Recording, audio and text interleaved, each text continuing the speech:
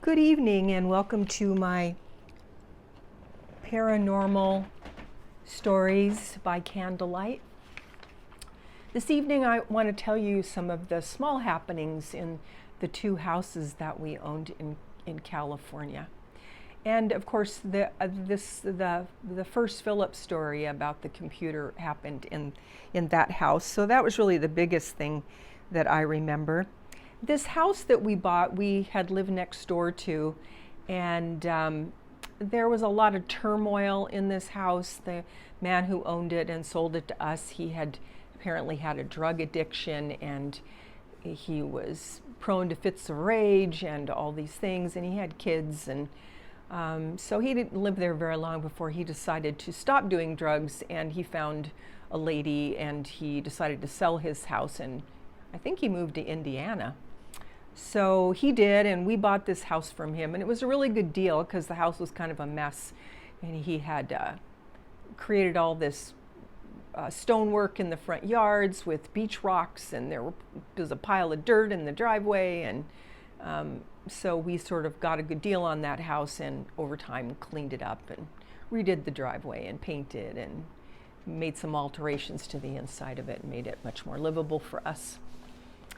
But the first thing that I remember is just going to sleep, trying to go to sleep one night. My husband was up watching television. We had in our room a 4-foot high window across the back of the house, and I was laying down trying to go to sleep, and I heard this weird growling, huffing sound underneath the window, which would have only been, if the wall hadn't been there, it would have been about less than 4 feet from where I was laying. And I heard this strange growling noise, and it actually scared me. So rather than look to see what it was, I just got up and closed the window, even though it was summertime, and then I couldn't hear it, and I went back to sleep. So I don't know what that was. It did not seem to me to be anything that would normally make anything close to that sort of sound, but that was a little odd.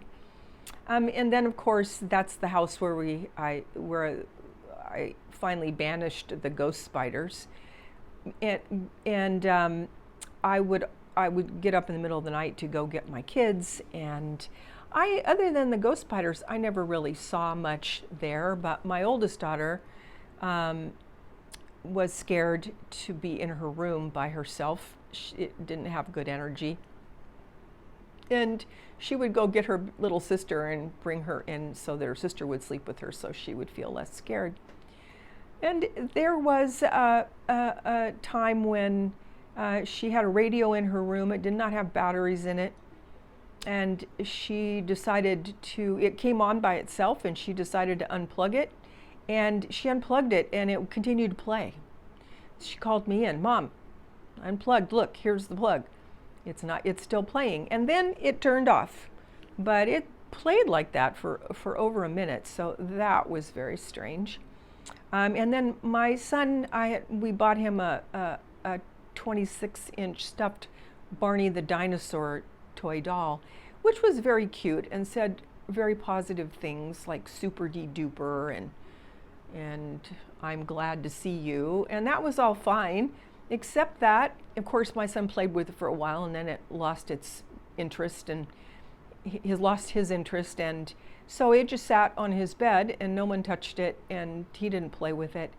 And there were several times where I didn't hear it otherwise, but I would walk into the room, and this dinosaur would suddenly speak, and he would say, "I'm glad to see you," and things like that. And it was just creepy. What was cute turned creepy because not only was it turning itself on, it was saying things that were relevant to the moment, and I just thought that was very strange. But we then decided that the kids were getting older with the addition of our son, and so we went to another house. We bought another house on the other side of town, and we moved in there, and we had a series of things that would happen, not so much to me, but for the kids. And I remember one time thinking that it was the middle of the day and my husband came home. I heard his key unlock the door. I heard the rattle of his keys, heard him walk in, walk through we had wood on the floor in the foyer and in half of the living room, and heard him walk in and go into the family room, which is what he normally did. So I came downstairs to greet him, and there was no one there. He had not come in the door. He wasn't home. And I thought that was a little strange. And then my son, our son, also had some odd experiences in that house. He started seeing this little old lady in his room. And he would come in and say, "Mom, I'm scared. What are you scared of? There's an old lady in my room." Of course, I'd go look. There'd be nothing there. And so the first thing I did was, to honor his fright, was just to make him feel better, I put a nightlight in that corner where he said this lady was appearing. And I thought, okay, good. There's light in that corner. That will take care of it. Nope, didn't take care of it. He still saw her. Okay, so then I put the wall where she was appearing was about 9 feet of glass. It was a closet. The whole wall was a closet. So I decided that he was seeing some kind of a reflection, and so I would put tissue paper over the bottom half of the window, or the mirrors, so that he would not see any reflection.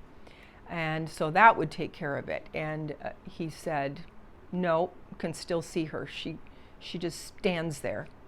It's like, okay. So we went to IKEA, and we bought him one of those 2-tiered beds. I don't know if they still make them, but back then you could get a bunk bed, or you could get the bottom half was a big desk, and then the top half was a bed with a ladder.